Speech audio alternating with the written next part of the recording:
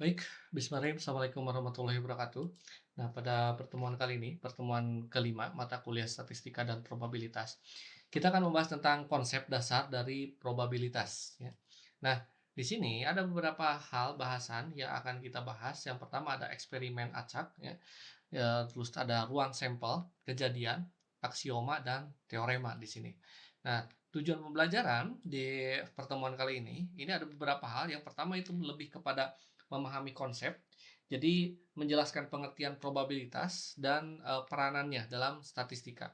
Lalu, kita juga mengidentifikasi ruang dan sampel, jadi penentuan ruang sampel, kejadian dari suatu eksperimen secara acak. Nah, nanti ada aksioma probabilitas. Ini menggunakan aksioma dasar probabilitas dalam penyelesaian soal. Nanti ada hitungan probabilitas gitu ya. Jadi menghitung probabilitas sederhana secara akurat dan sistematis.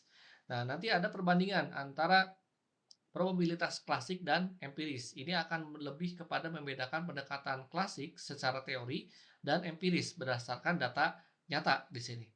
Nah, lalu apa itu pengertian probabilitas? Nah, probabilitas ini sebenarnya kalau kemarin dibahas di pertemuan pertama di kelas gitu ya, ini lebih kepada peluang ya. Jadi kalau Anda memainkan sebuah kartu dadu ya, itu ada peluang. Peluang muncul angka 1, 2 sampai 6 gitu ya. Nah, probabilitas ini ukurannya adalah kemungkinan terjadi pada suatu kejadian. Ya, dinyatakan ini dalam bilangan 0 dan 1 ya. Jadi 0 itu lebih kecil dari sama dengan P atau dalam kurung A lebih besar sama dengan 1. Di mana P, A sama dengan 0 ini adalah kejadian yang tidak mungkin terjadi sama sekali. Nah, atau 0 lebih kecil dari P, A lebih kecil dari 1, ini kejadian yang mungkin terjadi dengan derajat tertentu. Nah, sedangkan P, A sama dengan 1 ini adalah kejadian yang pasti terjadi tanpa suatu keraguan gitu ya. Nah, lalu kita bahas ada yang namanya elemen acak. Jadi eksperimen acak di sini. Jadi eksperimen acak ini adalah sebuah percobaan yang hasilnya ini nanti dapat dipastikan sebelumnya. Nah, namun nanti akan diulang dan memiliki himpunan kemungkinan dari hasil yang diketahui. Nah, bisa juga hasil itu menjadi hasil yang tidak pasti. Jadi hasil tidak pasti itu adalah hasil yang memang tidak dapat diprediksi sebelum percobaan itu dilakukan, atau hasil itu bisa dapat diulang. Percobaan ini dapat dilakukan berkali-kali dalam kondisi yang serupa. Nah, juga bisa dilakukan dengan multi hasilnya gitu ya. Nah, ini terdapat beberapa kemungkinan hasil yang memang akan muncul dari berbagai macam eksperimen acak di sini. Nah, contohnya eksperimen acak ketika kita melempar sebuah dadu. Nah, kita ketahui di dalam dadu itu ada angka 1, 2 sampai 6. Nah, saat melempar sebuah dadu bermata 6, kita tidak dapat mengetahui dengan pasti sisi mana yang akan muncul ya sebelum dadu itu dilempar. Nah, meskipun kita tahu ada satu kemungkinan hasilnya yang secara spesifikasi ketika dilempar ini tidak dapat diprediksi. Jadi inilah adalah eksperimen acak. Kemungkinannya itu bisa muncul angka 1, 2, 3, 4, 5, dan 6. Dan masing-masing itu memiliki peluang yang sama. Nah, sedangkan ada ruang sampel. Jadi ruang sampel ini adalah suatu himpunan yang memiliki ya himpunan semua kemungkinan dari hasil yang terjadi pada suatu eksperimen yang diacak. Nah, nanti dikembangkan dengan yang namanya S ya atau sampel di sini. Nah, secara lengkap ini memuat seluruh kemungkinan dari hasil tanpa terkecuali. Nah, hasilnya itu saling eksekusi ya, saling eksklusif di sini. Jadi, setiap hasil ini hanya muncul sekali dalam ruang sampel dan hasilnya itu tidak teridentifikasi jelas. Jadi setiap eksperimen sampel dalam S ini dapat diidentifikasi dengan pasti gitu ya. Nah, apakah bisa 1, 2, 3 atau sampai 6 di sini gitu ya. Nah, lalu contoh peluang atau sampel. Contoh ketika kita melempar koin. Nah, ketika melempar koin, kemungkinan terjadinya ruang sampelnya itu ada angka, ada gambar. Jadi terdapat dua kemungkinan hasil yang sama dan memungkinkan hal tersebut itu muncul. Nah, kalau dadu kita ketahui ruang sampelnya ada 6, 1, 2 sampai 6 ya. Nah, lalu terdapat 6 kemungkinan. Hasilnya dengan peluang yang sama besarnya. Jadi 1 banding 6 di sini. Kalau yang koin itu 1 banding 2 gitu ya. Nah, Lalu apa sih solusinya? Jadi solusi dari ruang sampel itu mengumpulkan dari suatu hasil yang memungkinkan dari salah satu percobaan. Lalu ada sebuah kejadian. Kejadian ini adalah beberapa elemen hasil dari ruang sampel yang sedang kita amati. Nah, proses penilaiannya, contoh tentukan ruang sampel yang banyak anggota ruang sampelnya seperti pada lemparan dua buah mata uang, ya, atau mungkin juga pada lemparan tiga buah mata uang. Apakah semuanya akan gambar semua, atau mungkin juga akan angka semua, atau yang lainnya. Nanti tentukan X, di mana X itu adalah banyaknya anggota. Jadi X itu dinyatakan kejadian yang muncul. Contohnya bilangan genap, ya. Atau mungkin juga percobaan ketika kita melempar sebuah dadu. Atau bisa juga X yang memang dinyatakan kejadian yang muncul di mata uang, ya, angka atau gambar secara bersama-sama dalam percobaan dua kali lempar, ya, dalam dua koin mata uang di sini. Nah, lalu ada kejadian, event di sini. Jadi secara definisi, kejadian ini adalah suatu subset dari ruang sampel yang memang suatu kejadian ini adalah suatu kondisi.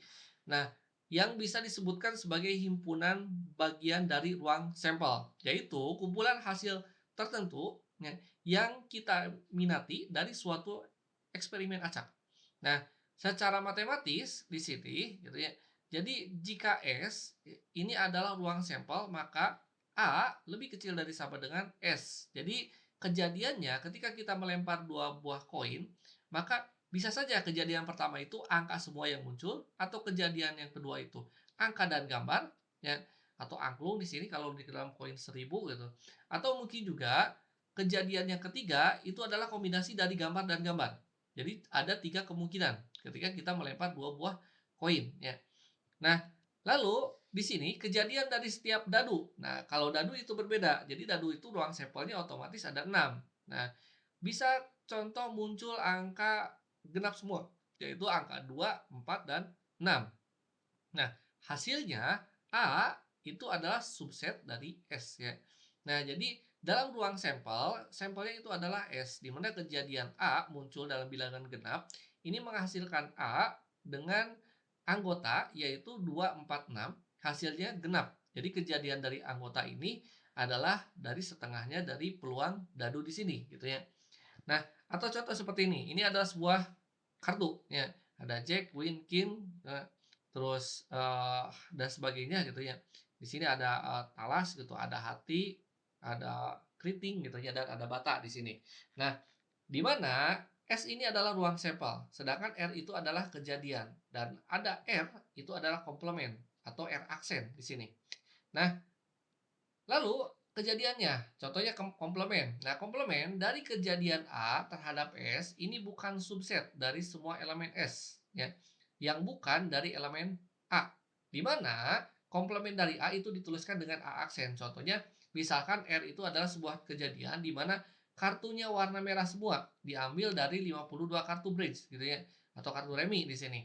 Nah, komplement dari R dan R aksen atau kartu berwarna hitam itu bisa saja terjadi.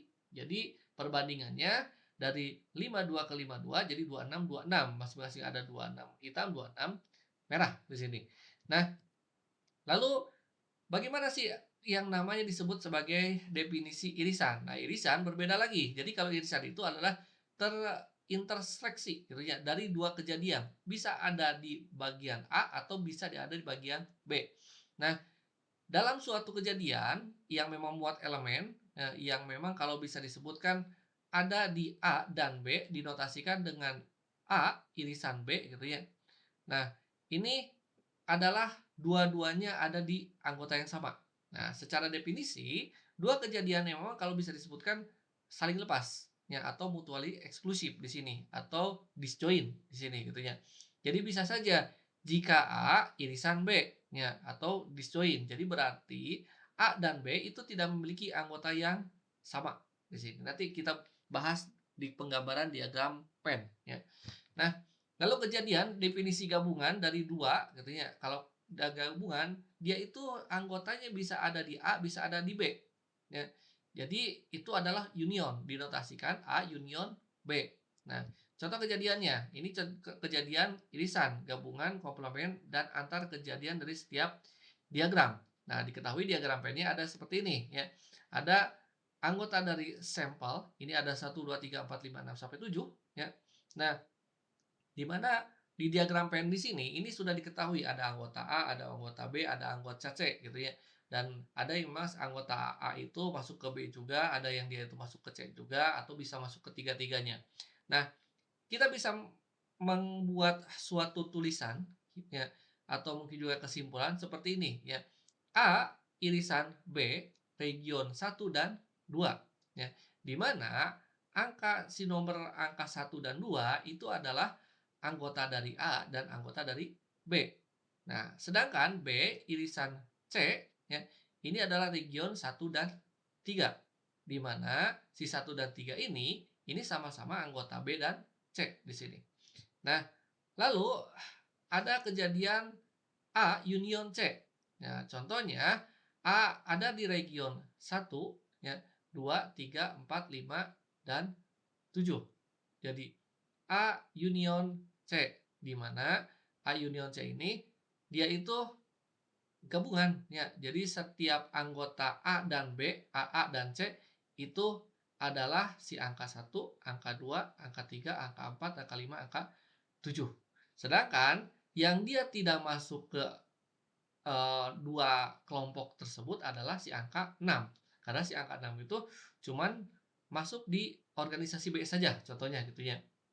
Nah, sedangkan B aksen ya irisan A ini adalah regionnya adalah 4 dan 7 di sini gitu ya. Jadi 4 dan 7 ini di mana B aksen itu bukan anggota B ya, bukan anggota B. Nah, jadi kalau bisa disebutkan dia itu memang anggota A tapi bukan juga anggota B. Jadi cuman 4 dan 7 di sini gitu ya. Jadi 1 dan 2 itu tidak termasuk ya karena ada istilah aksen di sini ya. Nah, lalu kejadian di sini di mana kejadian A union B union C ada di region 1. Jadi si angka 1 ini masuk ke 3 organisasi gitu ya. Atau A union B irisan C aksen itu ada di region 2, 6 dan 7 gitu ya. Jadi dia itu bukan anggota C ya, tapi dia itu adalah anggota A dan anggota B gitu. Nah, di sini ini bisa kelihatan ada 2 dan 6 gitu. Nah, dan 7 di sini ya. Nah, lalu rumus probabilitas dari kejadian. Jadi kejadian probabilitas dengan membandingkan jumlah hasil memenuhi kejadian itu tetap total dari seluruh hasil ruang sampel. Rumus probabilitasnya adalah PA ini dalam N ya dalam kurung A dibagi S, di mana rumus ini berlaku dari setiap hasil ruang sampel yang sama, di mana NA ini adalah jumlah elemen kejadian, sedangkan NS ini adalah total elemen dari ruang sampel. Nah, contohnya apa? Contohnya Tukul itu lulus pada suatu universitas. Setelah ia mengikuti wawancara penerimaan karyawan pada 2 perusahaan, ia melakukan penilaian sendiri. Nah, kira-kira dia itu akan diterima peluangnya di perusahaan apa? Ya, apakah perusahaan A ya atau A itu berapa peluangnya berapa gitu ya. Terus perusahaan B itu peluangnya berapa? Nah, dan C itu atau juga bisa dia masuk ke A atau bisa ke B itu peluangnya berapa. Nah, ketika dihitung itu peluangnya dia itu bisa masuk ke perusahaan A, peluangnya itu ada 0,8. Nah, bisa masuk ke peluang ke perusahaan B itu adalah 0,6, sedangkan bisa masuk kedua-duanya itu adalah 0,5. Nah, berapa peluang yang diterima sekurang-kurangnya dari suatu perusahaan? Nah, ini kejadiannya ketika dibuat suatu diagram pen ini seperti ini. Jadi kalau dia itu masuk ke perusahaan A punya peluang 0,8, ke perusahaan B 0,6. Tapi kalau diterima di dua-duanya itu adalah 0,5 di sini.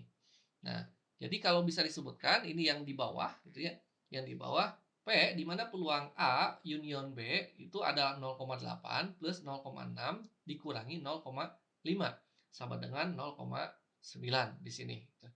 Nah, lalu ruang sampel dari suatu kejadian. Jadi perhatikan sekeping mata uang logam, di sisinya itu berbeda, ada angka dan gambar ya. Nah, ada sisi angka A dan sisi gambar, di mana ruang sampel A dan G dan titiknya ini maka mempunyai dua sisi. Nah, kejadiannya bisa muncul sisi angka atau bisa muncul sisi gambar. Nah, lalu peluang suatu kejadian jika S, ruang sampel, banyak anggota NS atau di dalam E. Ini contohnya gitu ya untuk suatu dadu. Nah, merupakan suatu banyaknya dari anggota NE, maka peluang kejadian E adalah PE N dibagi E dibagi N S gitu ya. Nah, kisaran nilai peluang PE adalah 0 lebih kecil dari sama dengan PE lebih kecil dari 1. Jadi disebut sebagai kejadian pasti kalau dia itu 1, hasilnya kalau 0 itu disebut kejadian mustahil di sini. Nah, pada lemparan sebuah dadu itu ditemukan peluang munculnya sisi yang ganjil. Berarti kalau yang ganjil itu kemungkinan ruang sampelnya itu ada 1 sampai 6 di mana S ruang jumlah banyak sampelnya itu ada 6 dan sisi angka berganjil itu ada 1, 3, 5 yaitu NSC yaitu ada 3. Sehingga itu adalah untuk penentuan PE-nya peluang suatu kejadian adalah 3/6 atau sama dengan setengah gitu ya. Nah, itu untuk peluang suatu kejadian. Nah, lalu ada kejadian majemuk di sini. Jadi kejadian majemuk di sini adalah 2 atau lebih kejadian yang memang dioperasikan sehingga membentuk suatu kejadian baru. Nah, suatu kejadian E ini kejadiannya atau komplement E aksen ini memenuhi persamaan PE plus PE aksen sama dengan 1 atau PE aksen sama dengan 1 kurangi PE. Nah, dari contoh seperangkat kartu remi atau braid di sini, ini diambil secara acak. Contoh, satu lemparan kartu, tentukan peluang pengambilan kartu. Nah, yang memang dia itu bukan as gitu. Nah, kita ketahui banyak kartu itu ada 52. Nah, dan kartu as itu ada 4. Nah, maka peluangnya adalah 4/52 atau kalau bisa disebutkan 1/13. Nah, peluang kartu as atau PE aksen di sini atau sama dengan 1 dikurangi PE atau sama dengan 1 dikurangi 1,13 ya, bukan 1,13. 1 dibagi 13 ya, 1/13 sama dengan 12/13 ya. Ini yang bukan kartu. Jadi dia akan memiliki peluang muncul kartu as ya, itu lebih kecil daripada muncul kartu yang memang bukan kartu as ya. Sehingga perbandingannya itu adalah 1/13 kalau dia itu akan muncul kartu as. Sedangkan yang muncul kartu lain adalah 12/13 gitu ya. Nah, lalu peluang saling lepas. Jadi dari jumlah peluang ini adalah dari kejadian A dan B saling lepas jika tidak ada satupun elemen A sama dengan elemen B. Nah, untuk dua kejadian yang saling lepas, peluangnya itu adalah satu A dan B itu terjadi tulisan P sama dengan A union B, di mana P A union B sama dengan P A plus PB gitu ya. Nah, jika A dan B itu tidak saling lepas, maka PA union B sama dengan PA plus B kurangi PA irisan B.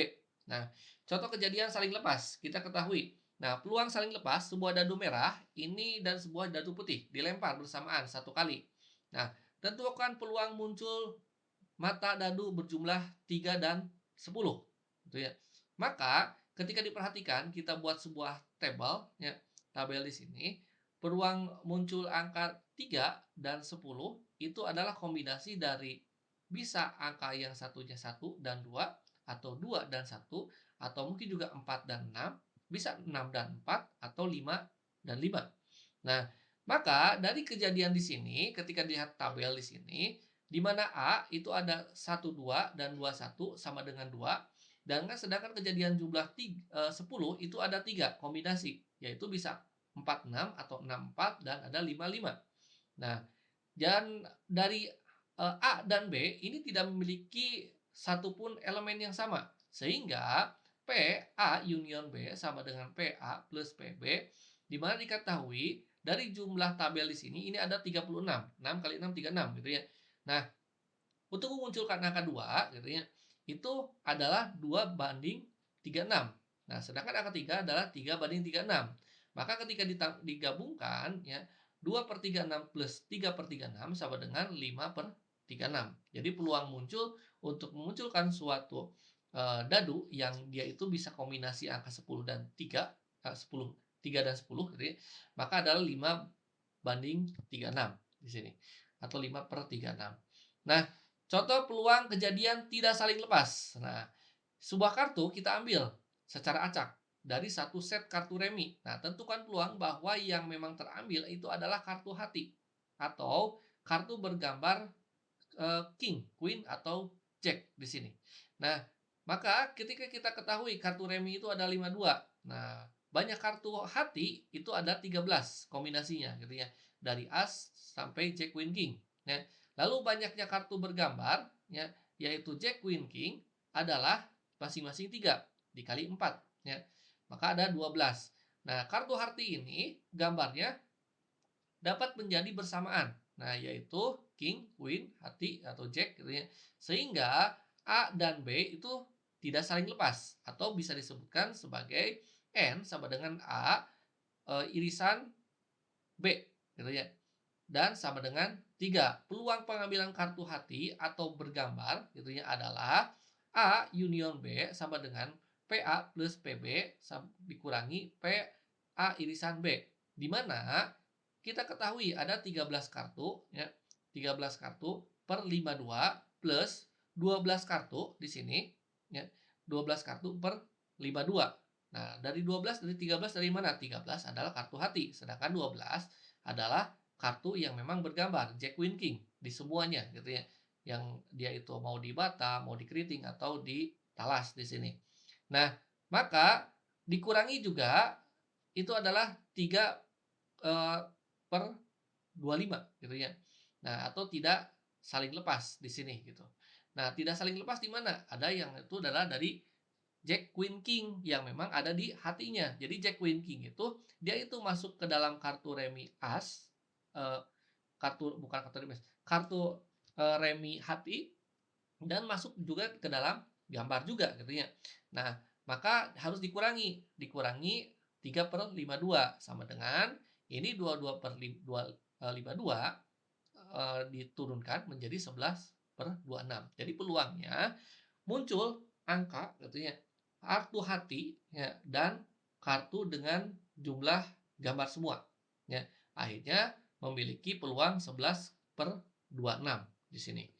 Nah, lalu ada peluang saling bebas. Nah, peluang saling bebas ini adalah kejadian A dan B saling bebas. Jika muncul kejadian A, B, ini tidak dipengaruhi dengan munculnya kejadian B. Nah, untuk A dan B ini saling bebas pada peluang A dan B terjadi bersamaan. Ya, adalah P irisan A irisan B sama dengan PA dan PB gitu ya. Nah, jika muncul A mempengaruhi peluang munculnya kejadian B, sebaiknya A, B adalah kejadian bersyarat sehingga PA irisan B gitu ya.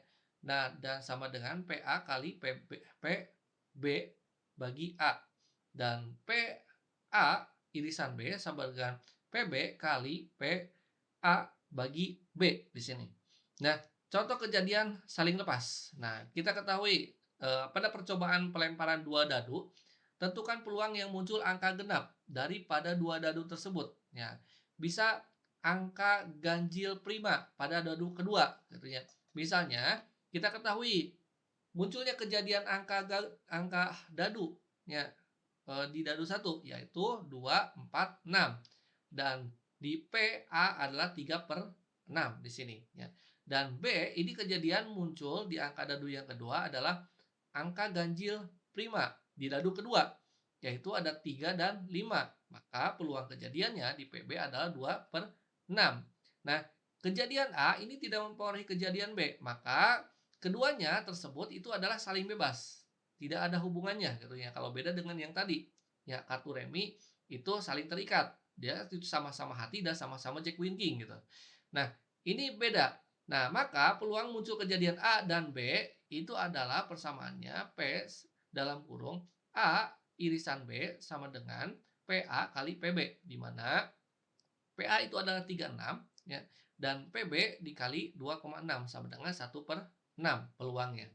Nah, lalu ada yang namanya peluang bersyarat di sini. Contohnya, sebuah kotak berisi 5 bola merah dan 4 bola biru. Nah, jika kita ambil 2 bola biru, ya, 2 bola, satu persatu, dapat mengembalikan tentukan peluang terambilnya bola merah pada pengambilan pertama.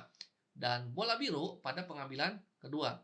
Nah, pada pengambilan pertama, kejadiannya adalah 5 bola merah dari 9 bola, sehingga PM itu adalah 5/9, ya, perbandingannya. Nah, karena tidak ada kembalian, maka pengambilan kedua jumlah bolanya menjadi berkurang, sisanya jadi 8, sehingga peluang pengambilan bola biru itu dengan syarat bola merah yang memang telah diambil, ya, dengan pengambilan bola pertama adalah PBM adalah 4/8 di sini. Peluangnya lebih naik. Nah, jadi peluang pengambilan bola merah pada pengambilan pertama dan bola biru pada pengambilan kedua di sini ini bisa ditentukan. PM irisan B sama dengan PM kali B per M, di mana 5/9 dikali 4/8 sama dengan 5/18 di sini. Nah, lalu ada istilah yang namanya aksioma probabilitas. Jadi aksioma probabilitas ini adalah aturan dasar, ya, yang memang menjadi pondasi suatu teori probabilitas pertama kali yang memang diformulasikan oleh Kolmogorov, ya. Nah, kayak nama orang Rusia di sini.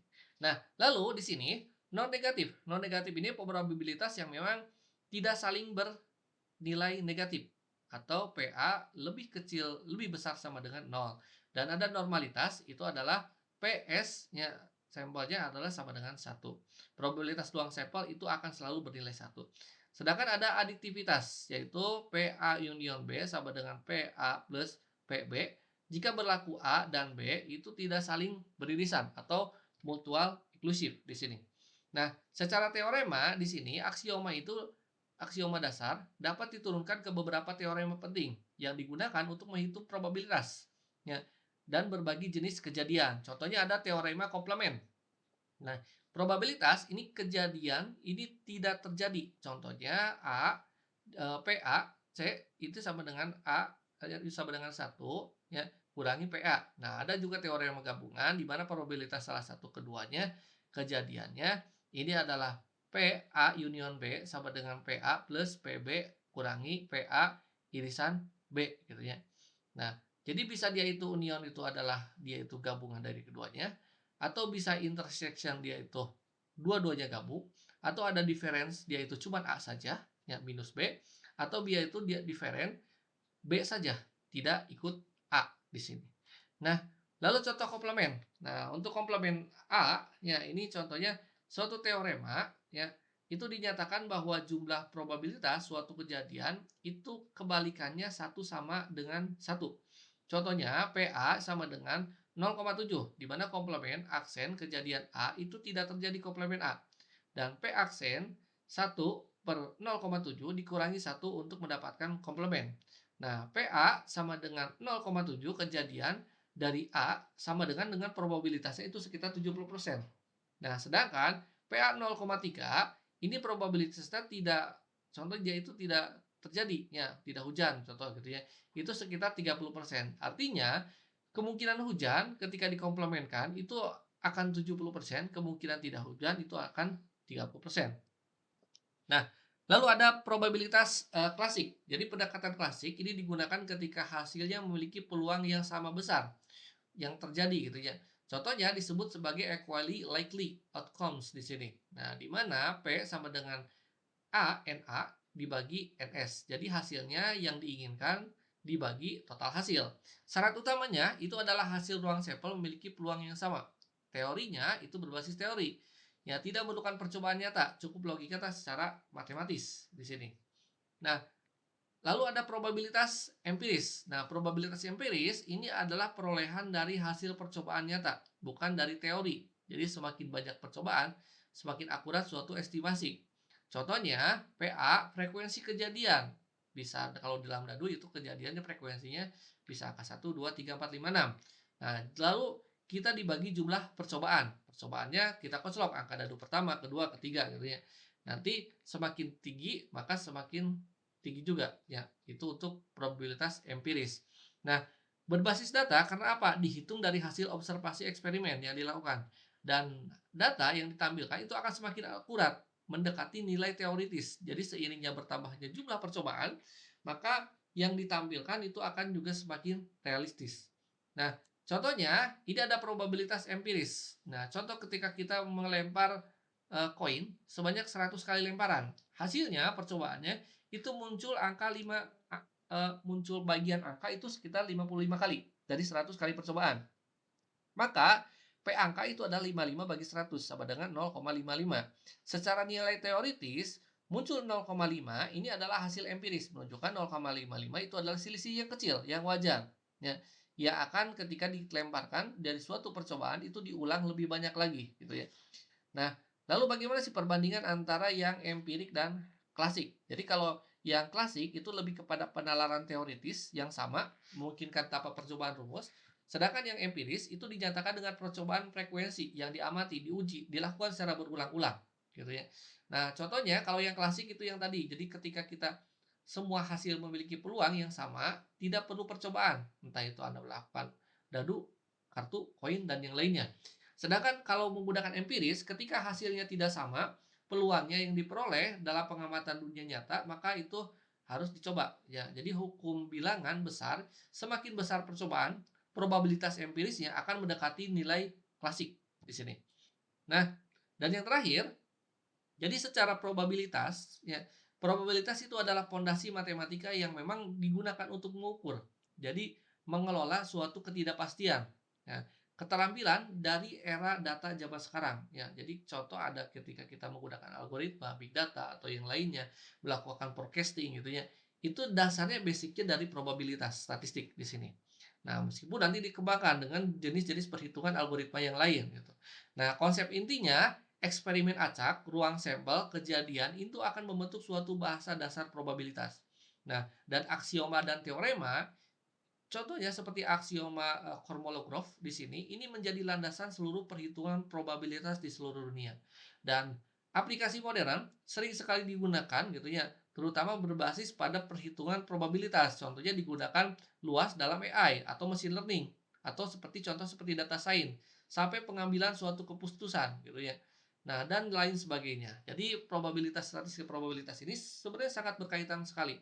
Bukan secara matematis, pada secara informatika juga sama, karena penerapannya juga basic pada dasar perhitungan. Nah, baik, terima kasih atas perhatiannya. Saya tutup saja. Wabillahi taufiq hidayah. Wassalamualaikum warahmatullahi wabarakatuh.